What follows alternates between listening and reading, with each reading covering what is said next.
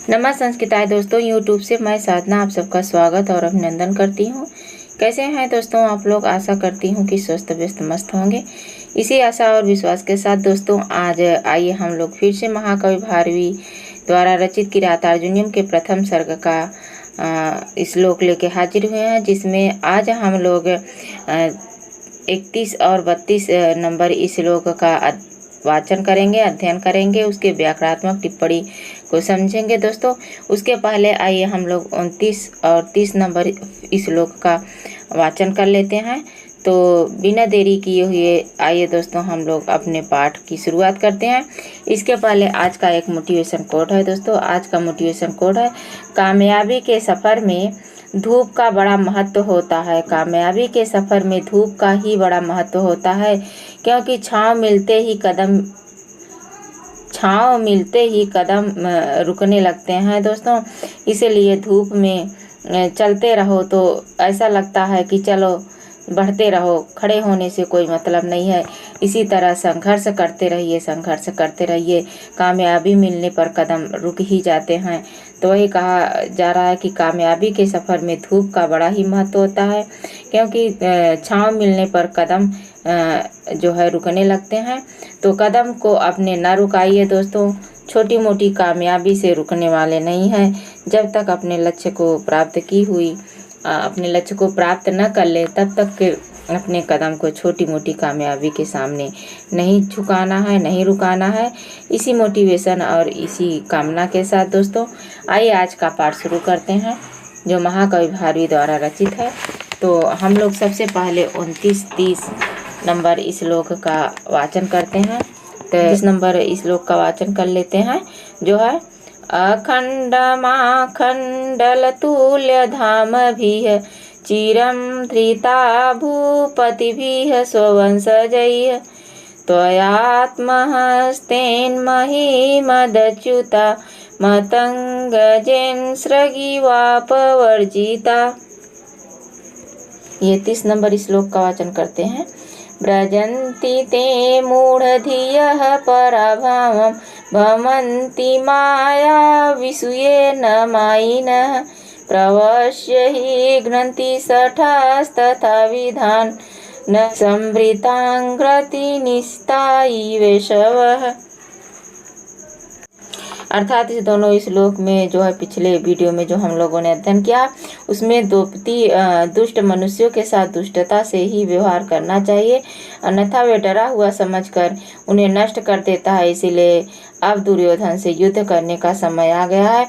वह दुर्योधन से युद्ध करने के लिए महाराजा युधिष्ठिर को उच्छलित कर रही है और समझा रही है कि जो लोग मायावी होते हैं, जो छल कपट पूर्ण आचरण होते हैं, उनके साथ छल कपटता का आचरण ही करना चाहिए।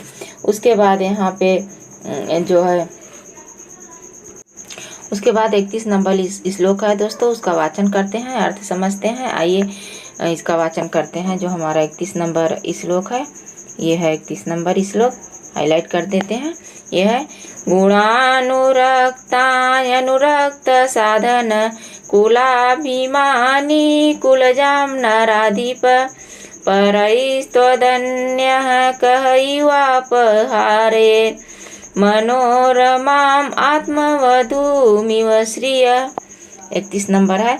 अर्थात इस 31 नंबर इस श्लोक में द्रौपदी कह रही हैं कि महाराजा युधिष्ठिर से द्रौपदी जो है उनको संबोधित करते हुए कह रही हैं कि एक आप ही हैं जिन्होंने अपनी कुलक्रमगता राजलक्ष्मी तथा कुलीन मनसो उत्पन्न अपनी प्रियतमा दोनों को अनायास ही दूसरों के द्वारा अपमानित करा दिया है। वस्तुतः ऐसी दशा को प्राप्त करने में या तो लक्ष्मी की चंचलता अथवा प्रियतमा की चपलता कारण होती है, परंतु यहाँ युधिष्ठिर की प्रयत्न परांग मुखता ही कारण है। इसी बात को द्रौपदी अग्रिम श्लोक में कह रही हैं कि इसी श्लोक में द्रौपदी कह रही हैं कि गुणानुरक्ता क्या है, कि कह रही हैं कि गुणानुरक्ताम अनुरक्त साधना कुलाभिमानी कुलजाम नराधिप परैस्त्वदन्यः कः इवापहारेण मनोरमाम आत्मवधूमिव श्रिय।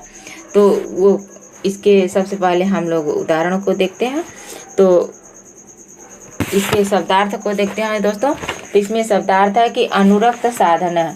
अनुरक्त साधना यहाँ अन्वय दिया है, अन्वय के आधार पर हम लोग शब्दार्थ को देखते हुए अर्थ को समझेंगे।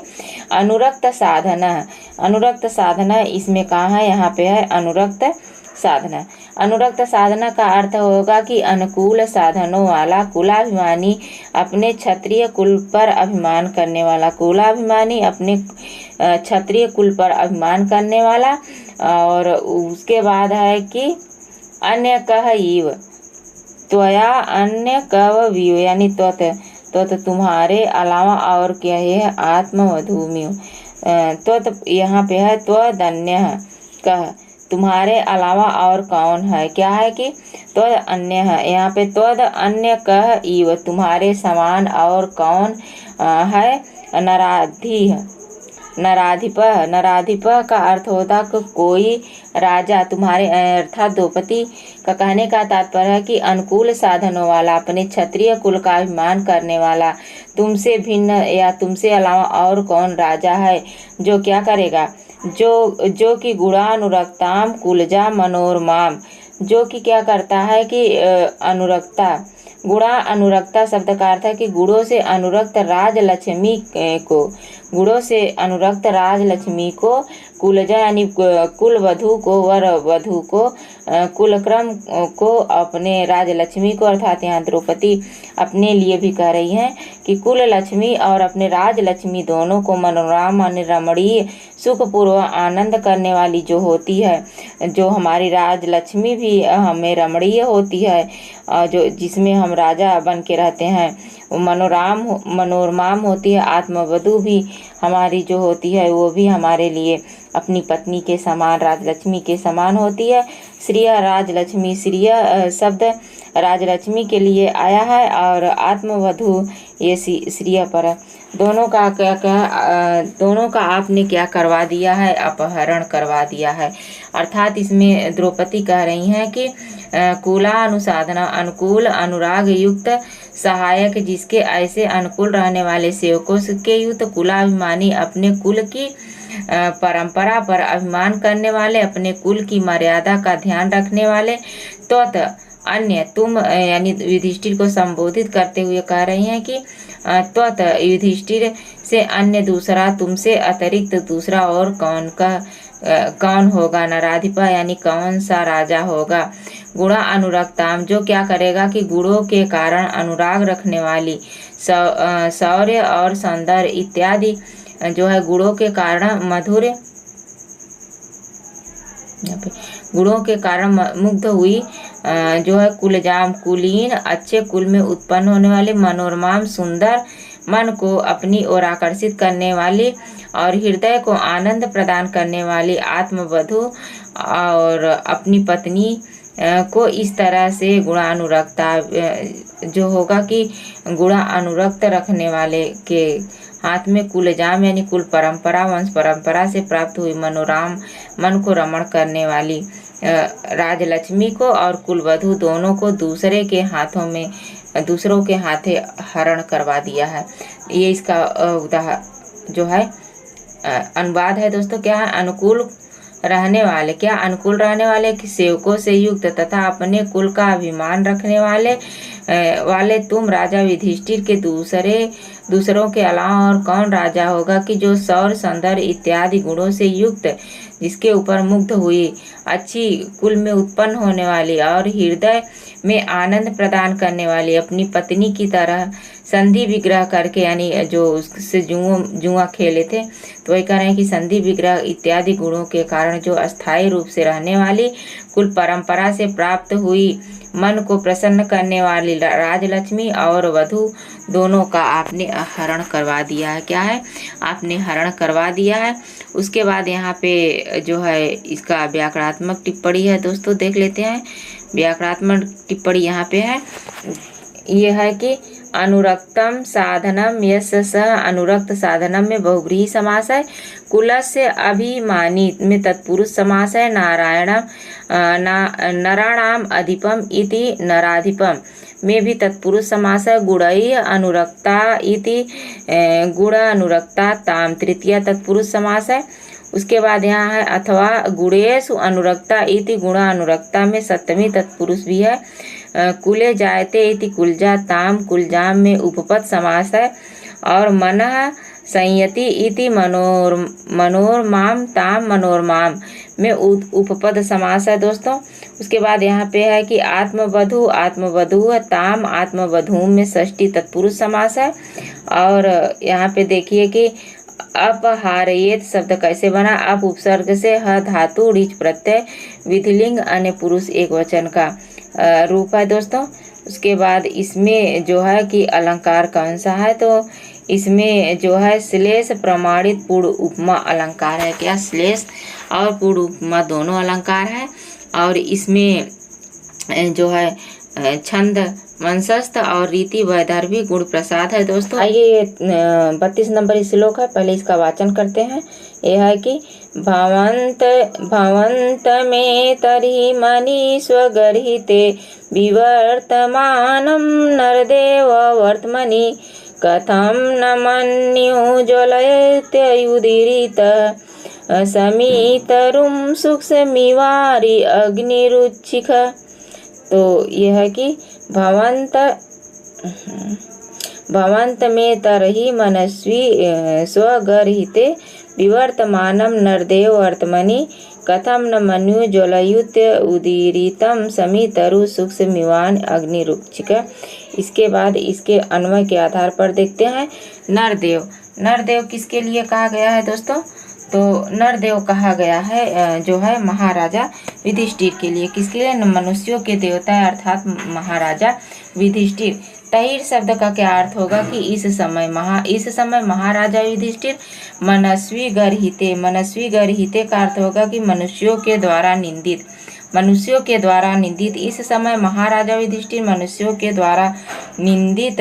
वर्तमानी शब्द का अर्थ होगा कि मार्ग में विवर्तमान में स्थित है। क्या है, मार्ग में स्थित है। यहाँ कहने का जो तात्पर्य है, द्रौपदी इस प्रस्तुत श्लोक में जो द्रौपदी है वह कह रही है कि प्रबल इच्छा है कि युधिष्ठिर अपनी इस दीनहीन दशा को देखकर तथा शत्रु दुर्योधन द्वारा किए गए अपने अपमान का स्मरण कर क्रोधित हो और उससे बदला लें। इसीलिए वह अग्रिम श्लोक में अपनी अवस्था से निराश युधिष्ठिर की सूखे हुए समी के तरु से तुलना करते हुए कहती है कि हे नरदेव, यानी देवताओं के मनुष्यों के देवता युधिष्ठिर महाराज, क्या है कि हे नरदेव यानी हे महाराजा युधिष्ठिर, इस समय जो है मनुष्यों के द्वारा निंदित। आप कैसे हैं, मनुष्यों के द्वारा निंदित है और अपने मार्ग में विवर्तम मतलब इस स्थिति के जो है आप भवंतम, आप स्वयं ही क्या है कि इसके जो है सूखे समी के समान है। आप क्या करें, अपने मार्ग में ही आप ऐसे विचलित हो गए हैं कि जैसे सूखे हुए के समी के बीच। उदीरिता शब्द का अर्थ होगा कि ऊपर उठी हुई लपटों वाले, जैसे सूखे समी के वृक्ष में। मन्यु शब्द का अर्थ क्या होगा दोस्तों, क्रोध से। जैसे क्रोध से जो है सूक्ष्म समी तरु, जो पृथ्वी सूक्ष्म समी की तरु होती है, समी का पेड़ होता है, वह जो है जलता है, उसी तरह आप अपने क्रोध में जलें।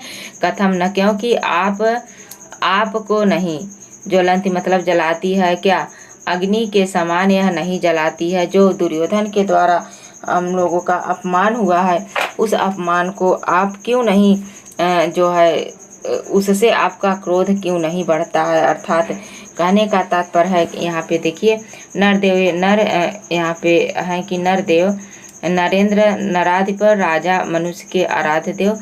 तहिर मतलब इस समय इस आपत्ति काल में क्या हो रहा है कि करे कि इस आपत्ति काल में मनस्वी गरिते मनुष्यों के द्वारा निंदित जो आप हैं, वर्तमानी मार्ग में विवर्तमान मतलब चलते हुए, और यहाँ पे भवंतम मतलब आप युधिष्ठिर के लिए कहा गया है। उदीरता माने उद्दीप्त को बढ़ा हुआ है, जिसके क्रोध यानी कोप को क्या होता है कि सूक्ष्म समी तरु, सूखे हुए समी नामक वृक्ष के समान, सूखे हुए समी के वृक्ष को उच्छेदी नहीं, ऊंचे लपटों वाली अग्नि जो है अग्नि की तरह। कथम मतलब क्यों, किस कारण से न प्रज्वलित नहीं, न ज्वलितम नहीं जलाता है।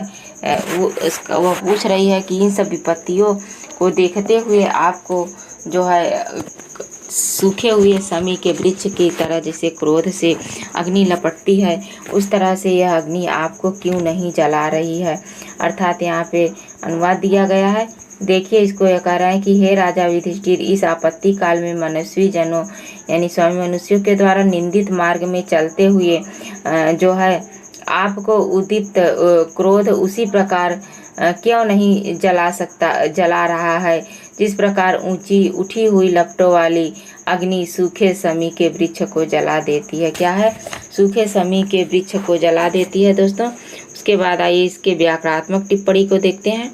व्याकरणात्मक टिप्पणी है यहाँ पे नराणाम देवः नरदेव में षष्ठी तत्पुरुष समास है, अथवा है कि नरेशु देवः नरदेव में सप्तमी तत्पुरुष षष्ठी सप्तमी दोनों है दोस्तों, अथवा नरः देव एवं नरदेव में उपमित जो है कर्मधारय है। संबोधने हे नरदेव मनस्वी गहर्ति तस्मिन मनस्वी गहर्ति में तृतीय तत्पुरुष समास है। समी चासौ तरुश्च इति समी तरुः तम समी तरुतम में कर्मधारय है।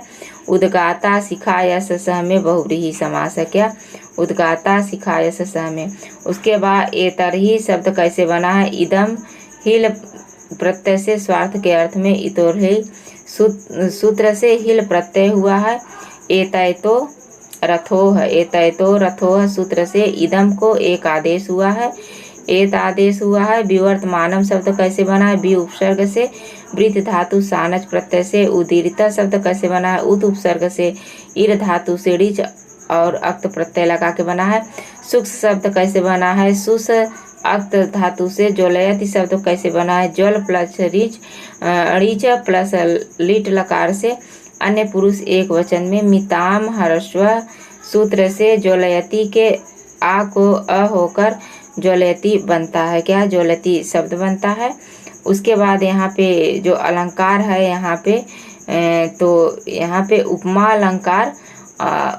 अलंकार और तकार और नकार की अनेक बार आवृत्ति होने के कारण यहाँ पे जो है वृत्तिया अनुप्रास अलंकार है दोस्तों। उपमा और वृत्तिया अनुप्रास अलंकार दोनों है। और इस छंद में जो है वंशज, इसी श्लोक में वंशज छंद है, रीति वैदर्भी प्रसाद गुण है, और अलंकार पूछे तो उपमा और अनुप्रास दोनों है। तो आज बस यहीं तक दोस्तों। वीडियो कैसे लगा, आप लोगों को अच्छा लगे तो लाइक शेयर कमेंट करिए। जो हमारे नए साथी हों उनसे हमारा रिक्वेस्ट है कि चैनल को अभी तक सब्सक्राइब न किए हों तो सब्सक्राइब कर लें, ताकि नोटिफिकेशन आप लोगों को मिले और वीडियो भी आसानी से मिले और अपने जो है तैयारी अच्छे से करें। बस यही कामना और इसी दुआ के साथ दोस्तों आज का पाठ समाप्त करते हैं। नमः संस्कृताय दोस्तों, धन्यवाद।